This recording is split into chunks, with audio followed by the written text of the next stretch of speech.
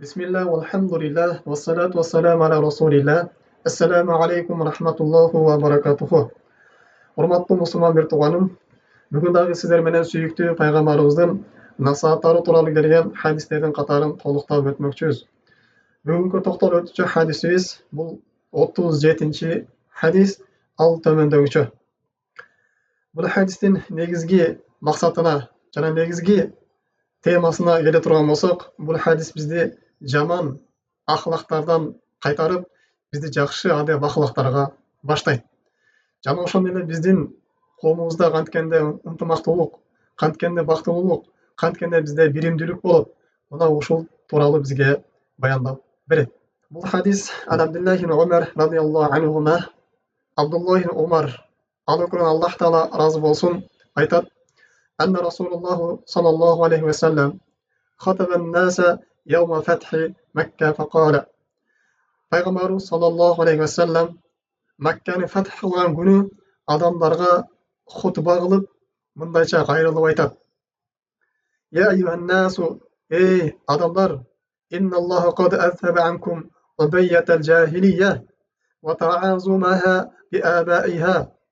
Аллах таала силерден жахилият туурындагы текебердикти жана ошондой эле ата бабалар менен мактанып, сыймыктанып текеберленгенди Аллах таала жоюп, аны жок кылды дейт. Фаннасу раджулан, эми адамдар Аллах тааланын астында эки гана түрдүү болот. Биринчи түрү баррун тaqiyun каримун алаллах. Солих, такыба болгон киши Аллах тааланын астында урматтуу болот. Ва фажирун ва шакийюн ханийюн алаллах. Бузуку жана бактысыз болгон киши Аллах тааланын астында даражасы эң төмөн болот. Ваннасу бану адам. Адамдардын баары адам атадан тараган. Ва халакаллаху адама мин тураб. Ал эми Аллах таала адам атаны топурактан жараткан. Аллах таала Кур'ан-ы Каримде өз сөзүндө мындай дейт: Я айюхан насу инна халакнакум мин закарин ва унса. Эй адамдар, биз силерди бир эркек жана бир аялдан жараттык. Ва жаалнакум шуубан ва кабаила литаарафу. Биз силерди улуттарга жана урууларга бөлүп койдук. Бири-бириңерди таанышып билишиңер үчүн дейт. Инна акрамакум индаллахи аткакум. Аллах тааланын астында силердин эң урматтууңар, эң даңазалууңар, эң даңкка ээ болгонуңар булар силердин такыбаңар. Инналлаха алимун хабир. Чындыгында Аллах таала бардык нерселерди билүүчү жана андан кабардар болгон зат деп Аллах таала Кур'ан-ы Каримде өз сөзүндө айтат. Эми урматтуу мусулман бир тууганым, мына ушул хадис боюнча дагы толугураак келе турган болсок, Пайгамбар саллаллаху алейхи ва саллям Мекке фатх болгон күнү, баарыбызга белгилүү болгондой эле, Пайгамбар саллаллаху алейхи ва саллям Меккеден Мадинага хижрат кылган. Кийин ошол өзүнүн сахабаларын жыйнап, кийин Макканы не кылган, ошол жерден мушриктерден тазалап, ал жакты фатх кылган. Мына ошол фатх кылган күндө Пайгамбар саллаллаху алейхи ва саллям биринчи эле келип адамдарга кайрылган сөзү мына ушул хутбасын айтып атат. Эй адам балдары, эй пенделер, эй инсандар, Аллах таала силерден жахилият туурындагы исламга чейинки ар кандай жаман кылыктарды, жаман ахлак адептерди кетирип жок кылды дейт. Мына ушул кээбирки жахилият туурындагы жаман сыпаттардын бири бул не? Текеберленүү дейт. Убайятел жахилия, текеберленүү дейт. Бул деген мейли бал дүйнө менен болсун, өзүнүн абырой менен болсун, же дагы башка нерсесинен болсун, Пайгамбар саллаллаху алейхи ва саллям муну текеберликтин бардык түрүнөн кайтарып атат. Мына ошол текеберликтин дагы бир түрүн баяндап, Пайгамбар саллаллаху алейхи ва саллям таазумаха. Ата тек менен, ууруңар менен, өзүңөрдүн тукумуңар менен сыймыктанып, текеберленип, башка ууруларды, башка тектерди, башка тукумдарды кемсинткендерди Пайгамбар саллаллаху алейхи ва саллям кайтарды. Бул жахилияттын доорундагы жаман сыпаттар болот. Албетте силер Аллах Тааланын астында бир даражага ээ боло аласыңар. Ата теңир менен эмес, өзүңөрдүн мал мүлкүңөр менен эмес, же өзүңөрдүн сулуулуңар менен эмес, же өзүңөрдүн минген атыңар менен эмес, өзүңөрдүн салган үйүңөр менен же башка бир нерселер менен эмес, балким Аллах Тааланын астында силерди жете турган кадыр бар, бул таквачылык менен болот дейт. Аллах Тааланын астында эң жагымдуу, эң атактуу болгон адам бул таквадар адам экен. Пайгамбар хадисин көргөзгөндөй эле Аллах Тааланын астында эми силер эки түр менен эле бири-бириңерден айырмалап өзгөчө биле аласыңар дейт. Биринчиси бул не? Таква адам дейт. Аллах Тааланын астында ошол адамга даңазалуу, ошол адам Аллах Тааланын астында урматтуу дейт. Кимдин уруусу же кимдин тукуму же болбосо ким Аллах Таалага көбүрөөк таквачылык кыла турган болсо, көбүрөөк жакшы иштерди жасай турган болсо, көбүрөөк бирөөлөргө жардам бере турган болсо, мына ушул адам Аллах Тааланын астында урматтуу дейт. Мына ушул адам Аллах Тааланын астында бир сыймыктанууга татыктуу уруу, татыктуу улут дейт. Ал эми экинчи адам бар, бул Аллах Тааланын астында канчалык уруусу күчтүү болсун, канчалык мал мүлкү болсун, бирок алар таква болбой турган болсо, алардын даражасы Аллах Тааланын астында эч нерсеге ээ эмес дейт. Өтө Аллах Тааланын астында төмөн даражалуу, өтө бир пас адамдардын катарын толуктайт деп атат. Демек, урматтуу мусулман бир тууганым, бул уруу менен мактануу, ата бабалар менен сыймыктануу. Мына ошо менин атам мындай болгон, биздин бабаларыбыз мындай болгон, биздин уруубуз мындай деп сыймыктанып, текеберлеништик бул шариятыбызда кайтарылган амалдардан бул эсептелинет. Башка бир хадистерде пайгамбар саллаллаху алейхи ва саллям айтат: "Арбау фи уммати мин амил жахилия." 4 сыпат менин үммөтүмдө бул жахилият торундагы амалдарда, мындайча айтканда жахилият торундагы амалдар алар бөлүнөт. Кээ-бирлери куфр болгон болсо, кээ-бирлери ширик, кээ-бирлери чоң күнөө, кээ-бирлери харам болуп эсептелинет. Мына ошол бул чоң күнөөнүн катарында дейт. Биринчиси фахру фил ахсаб, уруус менен мактануу дейт. Ва та'ану фил ансаб, башка бирөөлөрдүн урууларын, башка бирөөлөрдүн тегин кемсинтүү дейт. Вастисқа би нужум, жылдыздардан жардам сураштык, жылдыздардан барып жамгыр тилеништик. Ва нияха, жана өлүп өлгөн жерге кошак айтыштык. Бул жахилият торундагы Аллах Таала кайтарган жаман сыпаттардан дейт. Жана ошондой да пайгамбар саллаллаху алейхи ва саллям башка бир хадистеринде менин үммөтүмдө 3 нерсе бар. Бул куфр деген. Мындайча айтканда бул чоң күнөө деген. Ошонун бири бул не дейт? Ат-та'ану фил ансаб дейт. Башка бирөөлөрдүн урууларын кемсинтүү дейт. Өзүнүн уруусу менен текеберленип, өзүнүн уруусу менен сыймыктанып, өзүнүн тукуму менен мактанып, ата бабалары мактанып, башка бирөөлөрдүн урууларын кемсинтүү дейт. Мына ушул менин үммөтүмдөгү чоң күнөөлөрдүн катарында деп пайгамбар саллаллаху алейхи ва саллям айтып атат. Башка бир хадисте пайгамбар саллаллаху алейхи ва саллям лейса муъминун та'анун дейт. Иманы толук момун адам бул башка бир урууларды кемситпейт дейт.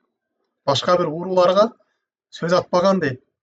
Ушул адам момун адам деп пайгамбар саллаллаху алейхи ва саллям мактап атат.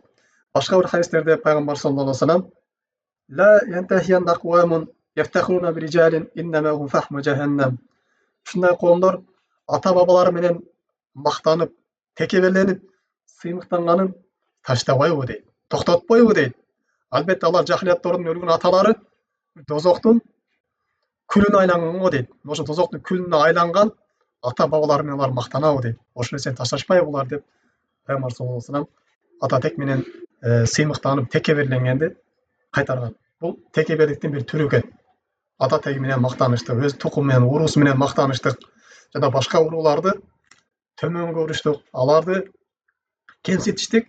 Бул исламдан кайтарылган амалдардын катарында. Албетте мусулмандардын баары бир тууган.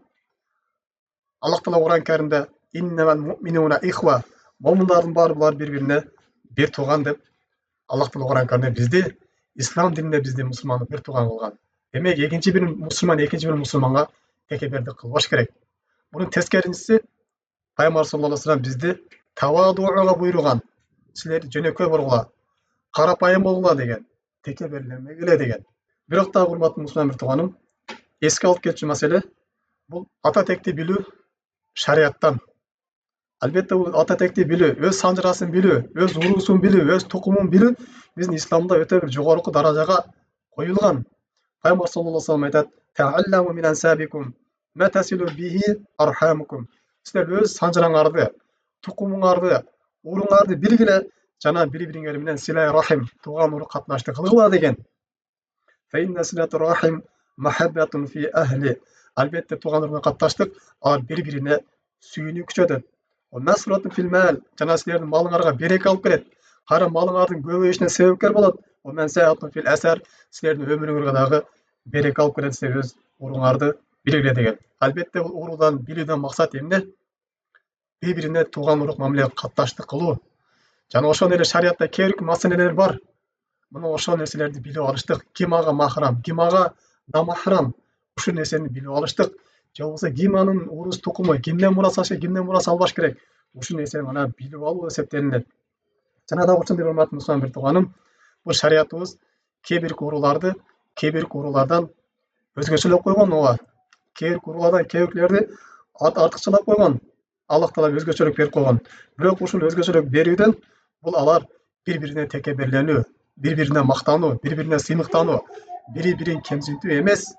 Тескерисинчеси, алар бири-бирине жакшылыкта жардам берүү, жана бири-бирине таанышуу, жана башка бир уруулар менен дагы биригип жакшы иштерди алып баруу максатты койгон. Аллах таала Кур'ан Каримде Аллах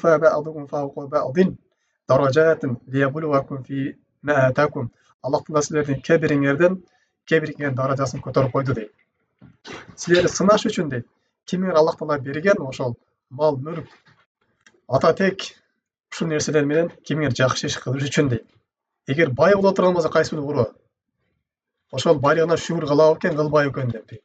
Же кээ бирлери кедей боло турган ошол кедейлигине сабыр кылабы экен, кылбайбы экен деп Аллах таала силер ушундай өзгөчөлөп койгон дейт. Демек, урматтуу мусулман бир тууганым, бул ата текти дагы санжыранда билиш керек. Бирок билүүдөн максат бул бири-бирине текеберленүү, бири-бирин кемсинтүү, бири-бирине жаман күрөштөрдө жарышуу эмес. Наоборот, тескерисинчеси бул жакшы иштерде бири-бирине жардам берүү, бири-бирине карым-катнаштык кылыштык максат турат. Ал эми жөнүнөн ата текти билип алып, мактаныштык, бул уру мындай той берет, бул уру мындай той берет деп ушинтип бири-биринен кыйын болуп жарыштык үчүн эмес экен. Жана ошондой эле дагы биз ата тегибиз канчалык күчтүү болсун, бирок бизде таквачылык болбой турган болсо, Аллах таалага ибадат кылбай турган болсок, Аллах тааланын ибадатында жарышпай турган болсок, күнөө иштерден алыстабай турган болсок, эртең кыямат күнүндө бизге ата тегибиздин кыпынчалык дагы пайдасы тийбейт. Пайгамбар саллаллаху алейхи ва саллам кыямат күнүндө кимдегин эсеп кысапка туруп Аллах тааланын астында эсепке кармалып кала турган болсо, анын ата теги абройлуу болгондугу, ата бабалар, уруулар, тукумдары күчтүү болгондугу келип аны эсеп кысабын жеңилдетип, ага жардам бере албайт дейт. Качан жардам бере алат? Эгерде ошо ата теги бардыгы таква болгон болсо, алар бири-бирине келип жардамчы боло алат. Ал эми таквачылык жок боло турган болсо, алар эч качан бири-бирине кыямат күнүндө жардам бере албайт. Наоборот, алар бири-бирине келгенде өз акыларын талап кылат. Экөөбүз тууган элек го, неге мен тууганыма акымды бербедиң? Экөөбүз мына уруудан элек го, неге мандан мына уруда мен акымды бербедиң деп ар бир өзүнүн туугандарынын акылары бар. Ушул акыларын келип талап кылып калат, эгерде биз таквачылык кылбай турган болсок. Демек, урматтуу мусулман бир тууганым, келиңиздер, биз тукумубузду, уруубузду билейли. Бирок билгенден максат бири-бирибизди кемсинтүү эмес, бири-бирибизди мактануу эмес, уруубузду билип алып, өз ара бөлүнүп кетиш эмес, уруубузду билип кайра ынтымакка келиштигибиз, кайра биримдикке келиштигибиз болуп эсептелинет экен. Да, урматтуу мусулман бир тууганым, бир маселе бар. Бул суроо иретине келип калган. Ошол бүгүнкү күндө ошо уруу болуп өзүнчө аш жештик, аш жемекке топтолуштук, бул шариятыбызда болбой дегенде, албетте биз жогоруда айткандай эле бул нерсе эгер жакшы максатта чогулган болсо, ошол отурган жерде бир шарияттын эрежелери сактанган болсо, бири-бирин гыйбат кылбай турган болсо, башка урууларды кемситпей турган болсо, бири-бири менен ушундай жарышпай турган болсо, анда бул боло берет. Бирок ошол жерде жыйналган кезде шарияттын эрежелери сакталбай турган болсо, бири-биринен жарыша турган болсо, бири-бирин гыйбат кыла турган болсо, жана ошондой эле кийинки келаткан урпакка бир жаман үлгү боло турган болсо, бул шариятыбызда харам болуп эсептелинет. Ошондуктан бул уруу болуп чогулуп аш жегенде дагы шарияттын эрежелерине маани бериш керек. Биз ошо бүгүнкү күндө шарияттын эрежелерин сактабай кете турган болсок, бизден кийинки чоңоюп жаткан урпак бизди көрүп, биздин жаман адаттарыбызды көрүп, андан да күчөп кете турган болсо, эртең келечекте бир урууга бөлүнүп, бири-бири менен мушташып, тытышып, ушундай бир ынтымақтың чачырап кетүүсүнө алып бара турган болсо, бул ошол бүгүнкү кылган күнөөбүз, ошол келе жаткан урпактардын кылган күнөөсүн дагы биз алып калабыз. Ошондуктан бул нерседен этият болуш керек. Отурган кезде анын өзүнүн шарияттагы эрежелерин, адептерин сакташ керек. Эми урматтуу Мустамир тууганым, бүгүнкү сабагыбызды жыйынтыктай турган болсок, сабагыбыздан кыскача алынуучу пайда бул ата тек менен ата бабалар менен мактануу, текеберленүү шариятыбызда кайтарган амалдар экен. Бирок ата текти билиштик, бул шарият тараптан буйрулган экен. Бирок билиштен максат эмне экен? Бири-бири менен жакшылыктарды биргелешип аткаруу, бири-бирин тааныштык, бири-биринин акылдарын бериштик, ушул максатта экен. سبحانك اللهم وبحمدك أشهد أن لا إله إلا أنت أستغفرك وأتوب إليك. السلام عليكم ورحمة الله وبركاته.